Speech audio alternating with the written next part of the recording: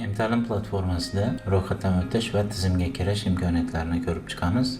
Buning uchun mta'lim.uz saytiga kirdik. Asosiy ekranda ikkita knopka mavjud.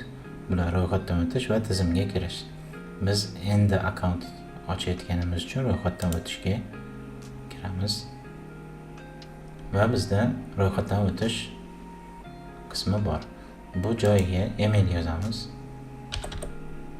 Email yozdik va parolni kiritishimiz kerak bo'ladi. Xuddi shu parolni ikkinchi marta kiritamiz tasdiqlash uchun. Va robot emasligimizni tasdiqlaymiz. Va shundan keyin ro'yxatdan o'tishni tasdiqlash uchun email manzilimizga havola yuboriladi. Inboxni tekshiramiz. Agar yo'q bo'lsa, spam papkani tekshiramiz. Ba'zan spam papkaga kelib tushishi mumkin. Emailni ochamiz. Elektron pochtani tasdiqlash tugmasi mavjud. Va o'shani bosamiz. Va bizda kirish sahifasi ochiladi. Bu joyga hozirgi ro'yxatdan o'tgan emailni va parolni kiritamiz va kirishni bosamiz.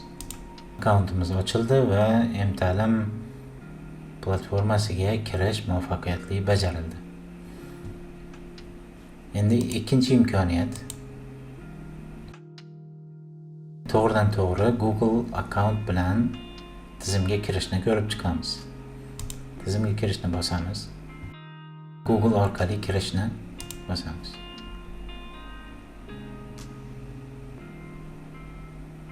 Bizda qo'shimcha oyna paydo bo'ladi. Bu yerdan o'zimiz ishlatmoqchi bo'lgan Google akkauntni tanlaymiz. Davom etamiz. Bu holatda to'g'ridan to'g'ri Google akkaunt orqali kirish bajarildi. Endi yana tizimdan chiqamiz va uchinchi imkoniyat.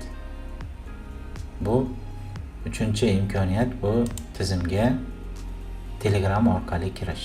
Telegram orqali kirish uchun mana bu tugma bosiladi va telefon raqamingiz kiritiladi. Telefon raqami kiritilgandan keyin davom etamiz va bizning Telegram manzilimizga xuddi shunday xabar keladi Telegramning o'zidan. Bu kirishni tasdiqlaysizmi yoki tasdiqlamaysizmi degan. Biz qabul qilamiz va kirish yana muvaffaqiyatli bajarildi. Va shunday qilib biz veb sahifa orqali 3 ta tizimga kirish yo'llarini ko'rib chiqdik.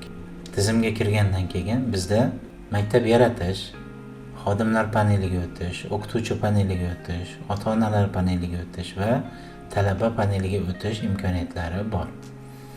Bularni har bittasini bajarish uchun bizdan profil ma'lumotlarini to'ldirish talab qilinadi.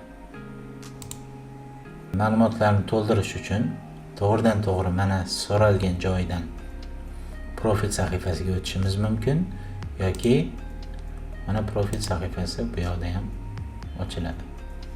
Profil sahifasida so'ralgan ma'lumotlarni kiritishni boshlaymiz.